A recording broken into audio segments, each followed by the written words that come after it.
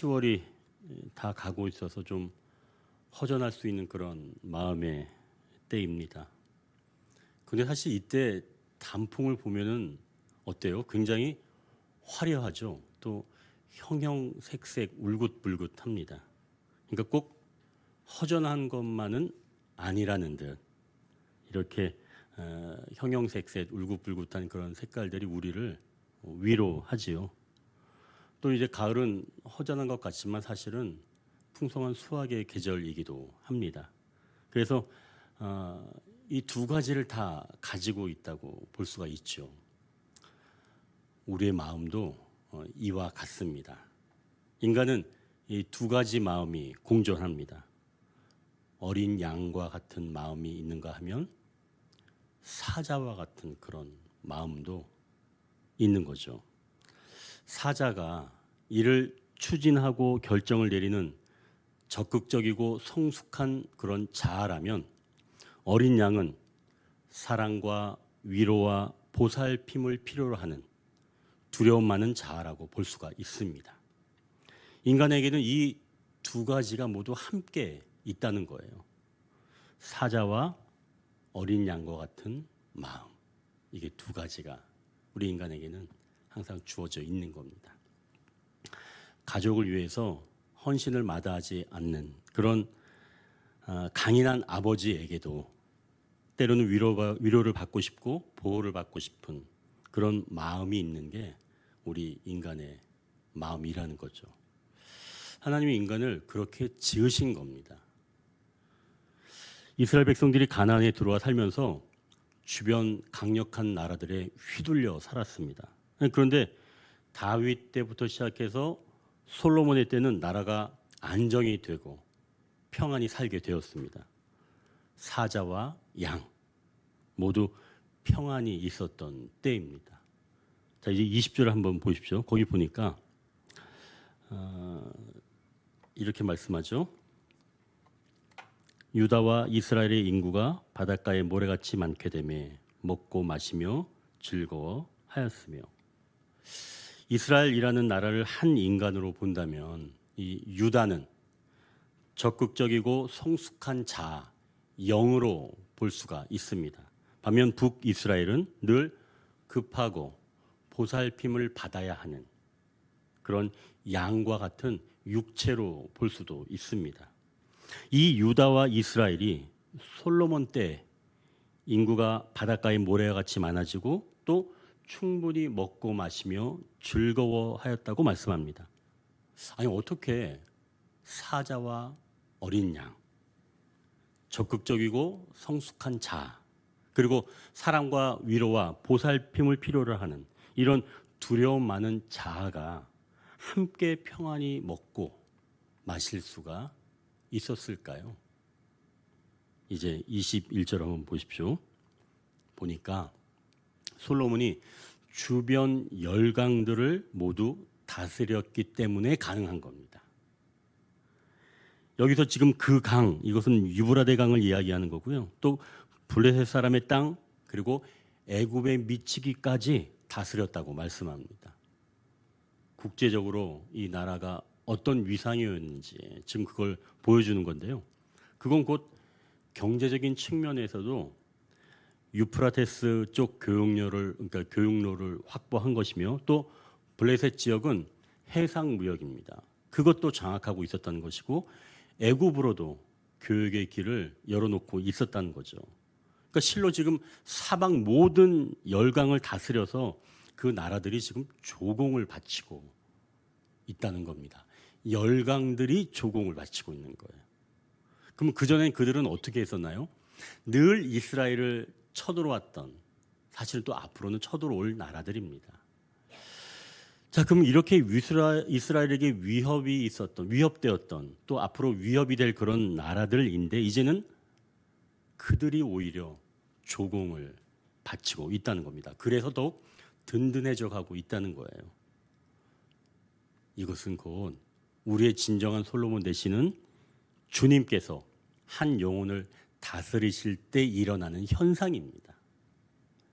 주님이 진정으로 나를 다스리신다면 그때부터는 나를 힘들게 했던 그런 열강과 같은 그런 세력들이 오히려 조공을 바치게 되는 거예요.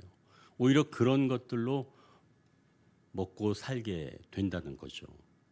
결국 그동안 나를 시시때때로 힘들게 했던 그런 열강들이 이제는 오히려 나를 더욱 강인하게 만드는 그런 요인들이 될 수 있다는 거죠. 우리가 이러한 사실을 믿을 때 우리의 매일의 삶을 승리하며 살아갈 수가 있는 줄 믿으시길 바랍니다. 자, 그럼 솔로몬의 매일의 삶, 그 삶이 어땠는지 한번 22절에서 23절을 한번 다시 한번 보십시오. 솔로몬의 매일의 삶이 어땠는지 22절, 23절을 보면 이렇게 말씀합니다. 그가 먹은 내용을 한번 보는데요. 솔로몬의 하루의 음식물은 가는 밀가루가 30고루요, 굵은 밀가루가 60고루요, 살진 소가 10마리요, 초장의 소가 20마리요. 여러분, 지금 솔로몬이 얼마큼 먹었다는 거예요? 무슨 돼지 유전자가 있는 것도 아니고 이렇게 많이 먹었다는 거예요? 혼자 먹은 걸 이야기하는 건 아니겠죠. 그만큼 먹고 같이 있을 가솔들이 많았다. 이제 이걸 이야기하는 거잖아요. 그런데 이거는 그냥 많이 먹고 마셨다. 이것만 보는 건 아닌 것 같아요. 왜 그러냐면 지금 반복적인 것을 좀 사용하고 있습니다. 제가 보니까 솔로몬의 하루 음식을 이야기하면서 가는, 그러니까 고운 밀가루가 지금 얼마라고 그래요? 30고루 이렇게 이야기하죠. 또 굵은 밀가루, 뭐 거친 밀가루, 이거는 지금 몇 고루죠? 60고루예요. 또 살진 소가 10마리, 초장의 소가 20마리. 이 뭔가 좀 이것도 2배죠. 앞에 얘기했던 밀가루도 2배, 살진 소의 또 2배가 초장에 있는 소를 지금 말씀하는 거죠. 제가 보니 이건 같은 뜻을 이야기합니다. 고운 밀가루, 살진 소, 이거는 한 묶음이에요. 또 거친 밀가루, 굵은 밀가루, 그리고 초장의 소는 한 묶음입니다. 그러니까 고운 밀가루와 살진 소는 모두 부드러운 음식을 이야기하는 거겠죠. 얼마든지 소화가 가능한 음식들. 이건 사실은 부드러운 음식을 이야기하면서 동시에 연약한 상태, 우리 안에 있는 어린 양이, 연약한 어린 양이 먹을 수 있는 음식을 이야기하는 것이겠죠. 나에게 부드럽게 대해주면서 위로해주면서 나를 힘나게 하는 일이라고 볼 수 있습니다. 자, 그런데 하루 중에는 이렇게 부드러우면서 위로를 받고 사랑을 받는 일만 있는 게 아니었다는 거예요. 솔로몬이 다스리던 때도 하루에 있었던 게, 자, 이렇게 솔로몬 20주에는 다른 것들도 있었는데요. 지금 거친 음식을 이야기하고 있죠. 굵은 가루가 어떻게 된다고요? 60고루입니다. 고운 가루는 30이었어요. 그러면은 거칠고 굵은 건 배나 되었다는 겁니다. 결국 이것은 초장에서도 마찬가지예요. 살진 소 말고 초장에 있는 소도 지금 2배잖아요. 그렇다면 거칠고 질긴 것들은 2배나 되었다는 걸 이야기하는 거겠죠. 이건 사실은 우리 안에 있는 어린 양이 먹을 음식은 아닙니다. 누가 먹어야 되겠어요? 우리 안에 있는 사자가 먹어야 될 음식이겠죠. 우리의 진정한 솔로몬 되시는 주님께서 다스리실 때 하루 중에서 거친 음식과 또 이런 일들이 많을지라도 오히려 우리는 그것을 강인한 사자의 밥이 되면서 그것들이 오히려 우리를 더욱더 강인하고 튼튼하게 해가신다는 말씀으로 우리가 읽어낼 수가 있습니다.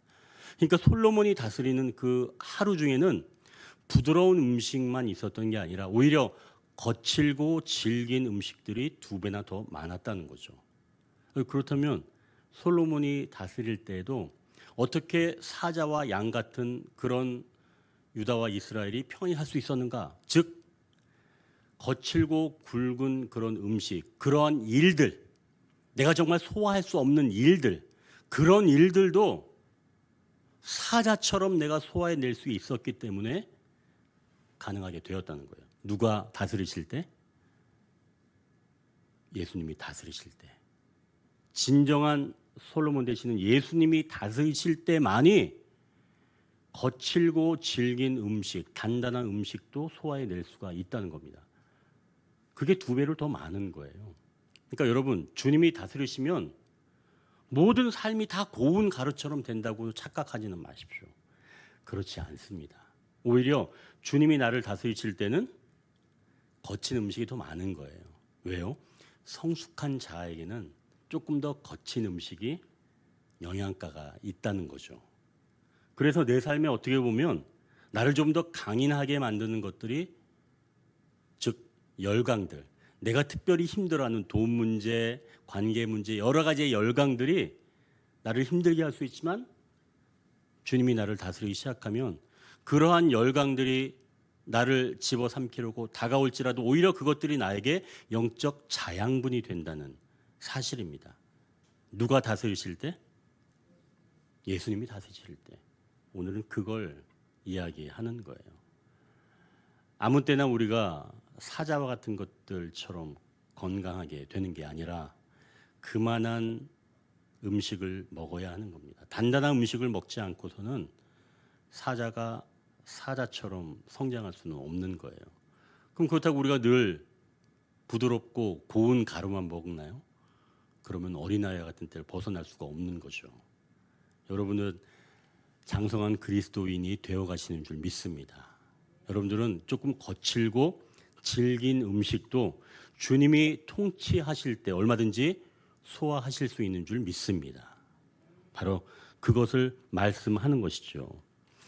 자, 그러니 이제 우리가 부드러운 음식만 먹으려고 해서 영양 실조에 걸리지 않고 단단한 음식도 먹으시면서 그렇게 담대한 사자가 되어 가시길 주님의 이름으로 축원합니다. 이제 첫 번째 기도 제목은 주님, 제 안에 좌정하여 주셔서 부드러운 것과 거친 것도 소화하게 하옵소서. 그러니까 거친 것도 소화할 수 있도록 주님 내 안에 좌정하여 주옵소서 함께 기도해야 할 줄 믿습니다. 자, 이제 솔로몬이 다스리면서 어떻게 이렇게 평안해질 수 있었나? 사실 이것은 하나님의 약속이었죠. 이건 솔로몬 자체에서 이유를 찾으면 안 됩니다. 하나님께서 이미 약속하신 말씀이 있어서 솔로몬 시대의 평안을 누린 거예요. 하나님께서 다윗에게 말씀하신 약속인데요. 사무엘하 7장 12절에 이렇게 말씀합니다. 내 수완이 차서 내 조상들과 함께 누울 때 내가 내 몸에서 내 씨를 내 뒤에 세워 그의 나라를 견고하게 하리라. 하나님의 약속의 말씀이 우리를 평안한 삶으로 인도하는 줄 믿습니다.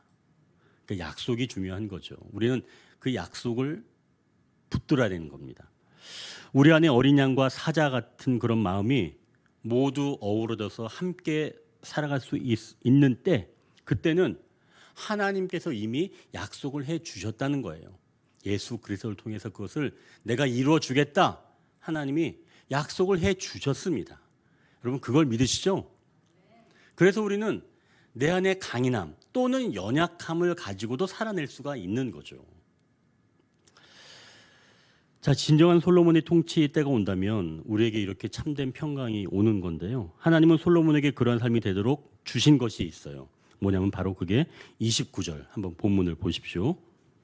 29절입니다. 같이 한번 29절을 읽어볼까요? 시작. 하나님이 솔로몬에게 지혜와 총명을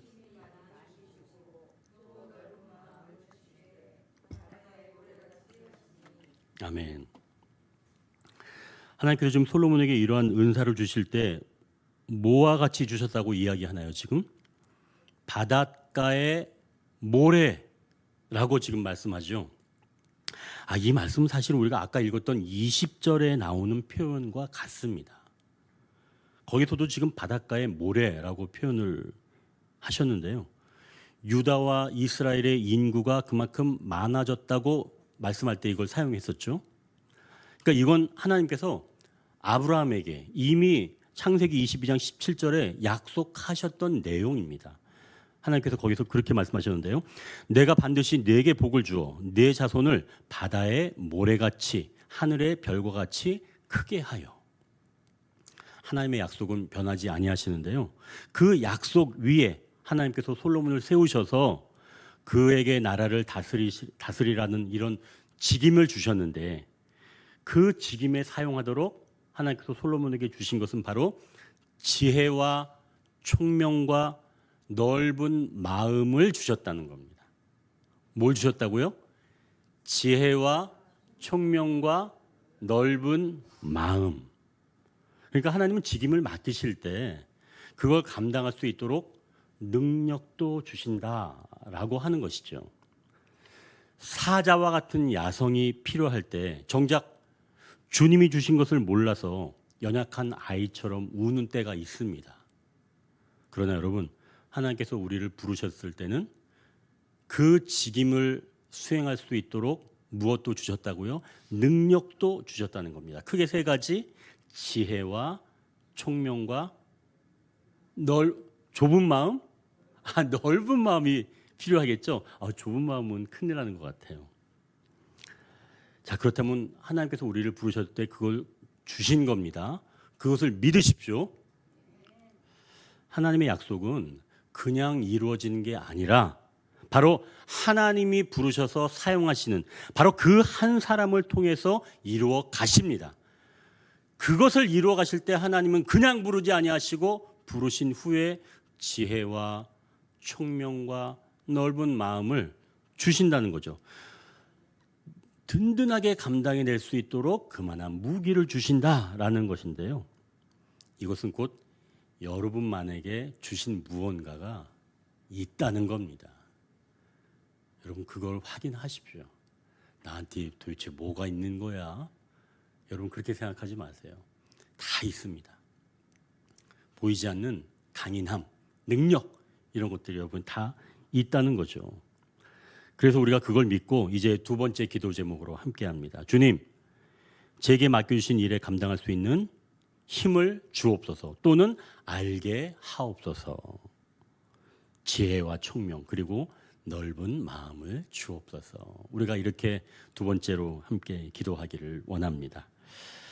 자, 이제 솔로몬의 지혜와 총명 그리고 넓은 마음이 어떠했는지 30절을 보니까 이 솔로몬의 지혜가 뛰어나서 동쪽의 모든 사람 또 애굽의 모든 지혜보다 뛰어났다고 말씀합니다.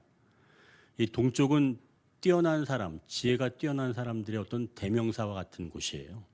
마태복음 2장에서 어린 예수님이 태어나셨을 때 찾아온 사람들이 있었죠.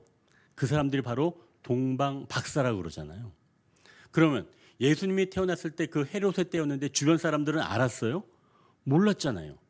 그런데 그렇게 멀리 떨어져 있는 동쪽 사람들은 그걸 깨닫고 찾아온 겁니다. 그래서 동쪽이다라고 성경에서 이야기할 때는 지혜로운 사람들을 이야기하는 거죠. 그런데 솔로몬의 지혜가 누구보다 뛰어났다는 거예요? 동쪽에 있는 사람들보다 뛰어났다는 겁니다. 얼마나 지혜로웠겠어요. 그래서 이제 이 솔로몬을 이야기할 때 그 사람들보다 뛰어났다라고 이야기하는데요. 또 솔로몬이 총명하였다고 말씀하는데요. 33절을 한번 보십시오. 이 총명은 무엇인가 한번 보십시오. 같이 한번 읽어볼까요? 33절. 그가 또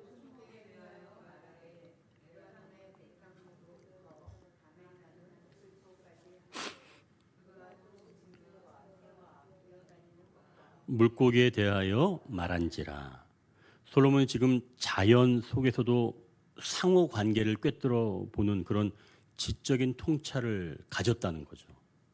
그러니까 이런 통찰, 즉 총명은 문제의 뿌리를 파악하는 능력, 그리고 사물의 구조와 원인을 알게 되는 그런 능력을 말하는 겁니다. 여기까지 한번 종합해 볼 때 지혜, 이 지혜는 하나님께 순종하는 삶을 현실에서 구현하는, 즉 동방박사 사람들이 그 지혜를 알고 자기가 예루살렘까지 올 수 있는 그런 지혜를 통해서 삶에서 실현해내는, 구현해내는 그런 능력이 지혜라면 지금 얘기했던 이 총명은 문제의 뿌리를 볼 줄 아는 통찰력이다라고 하는 것을 우리가 알 수가 있죠. 하나님께서 솔로몬에게 주신 것이 이게 바로 지혜와 총명, 즉 삶에서 구현해낼 수 있는 능력, 그리고 사물의 이치, 관계를 통해서 깨달을 수 있는 능력, 이것을 솔로몬에게 주셨다는 겁니다.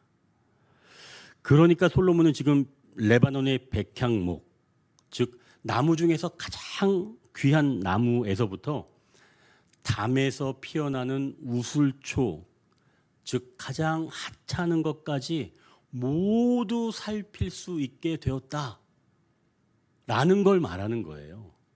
여러분 대단하지 않아요?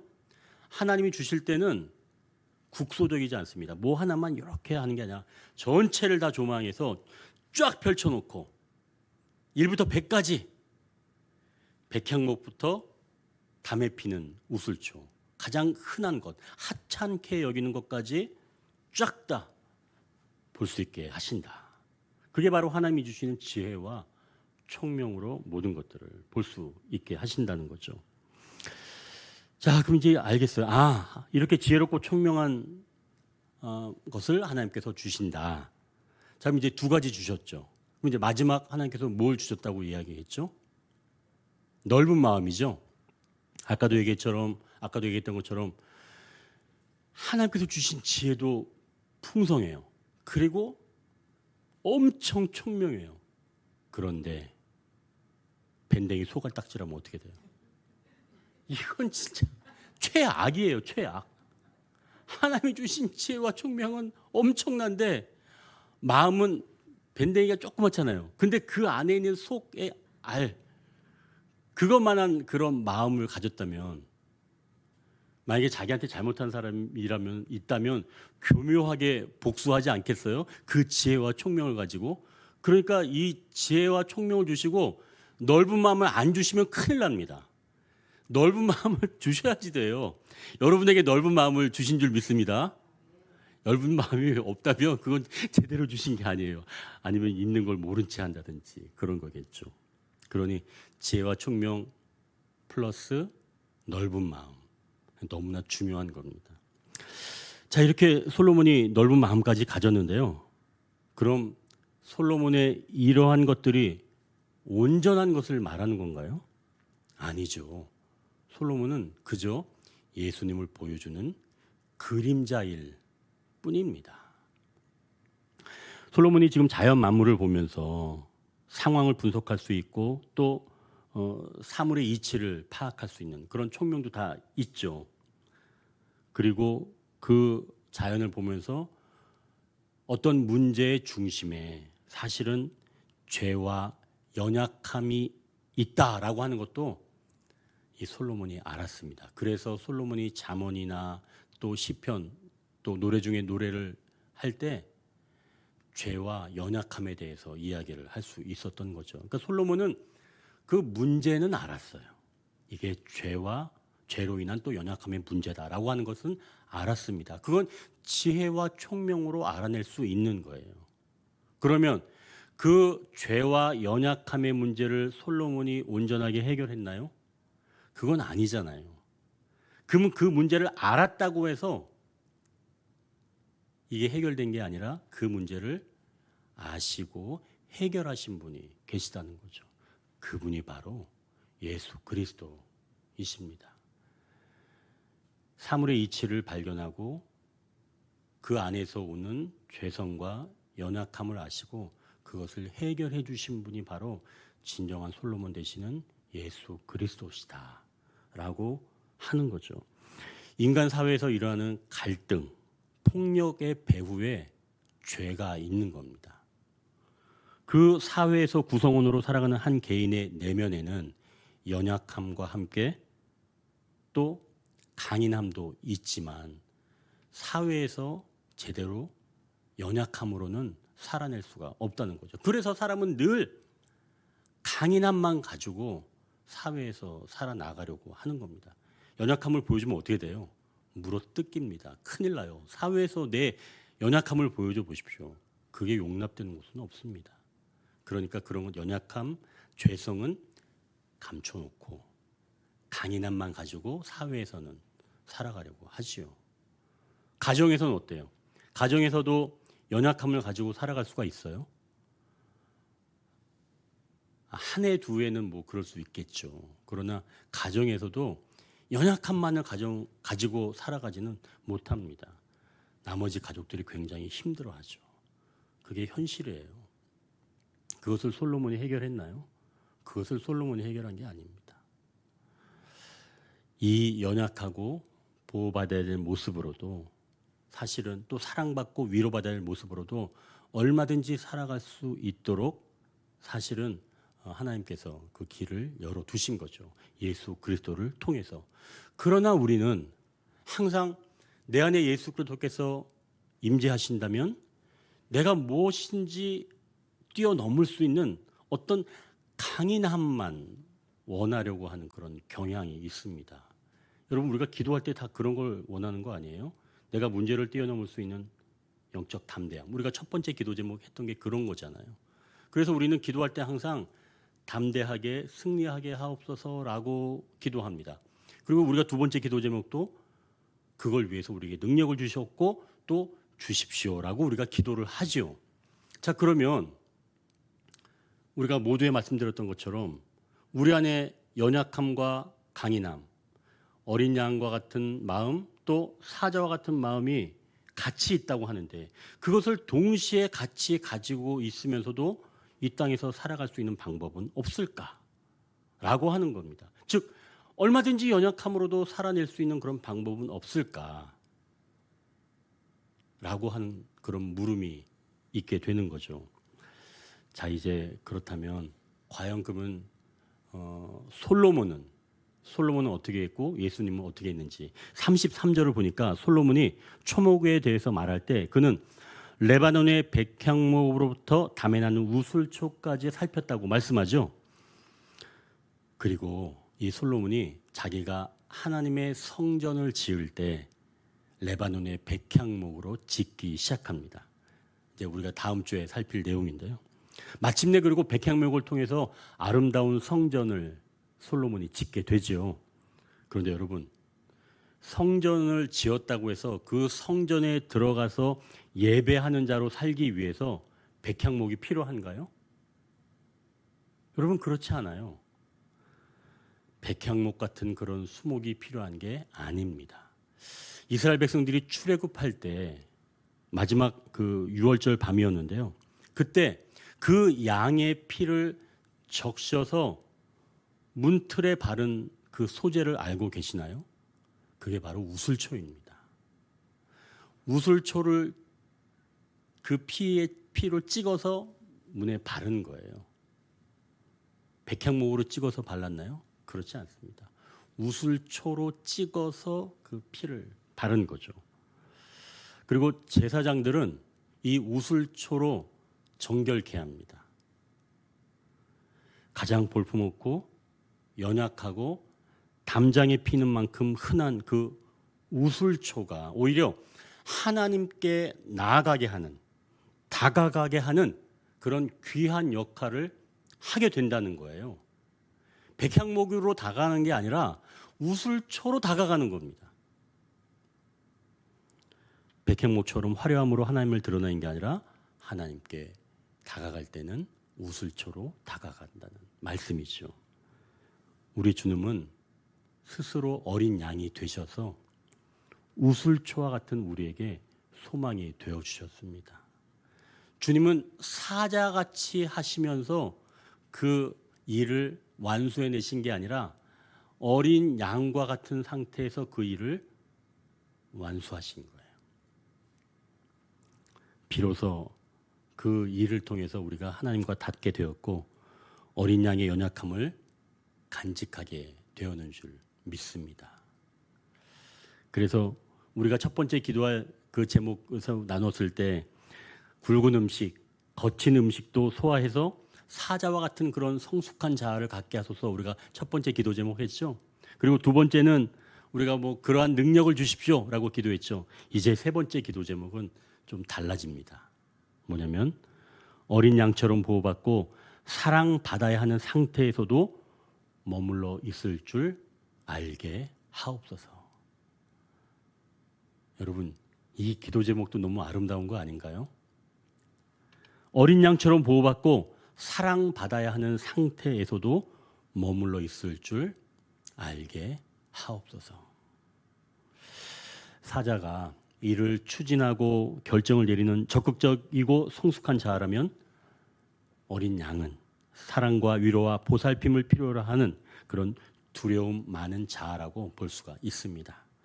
오늘은 우리 안에 있는 어린 양과 같은 연약함, 사랑과 위로와 보살핌이 필요한 것과 또한 이를 추진하고 결정을 내리는 적극적이고 성숙한 자아가 우리 안에 함께 있어도 얼마든지 살아갈 수 있다는 것을 알고 우리가 함께 기도하기를 원합니다.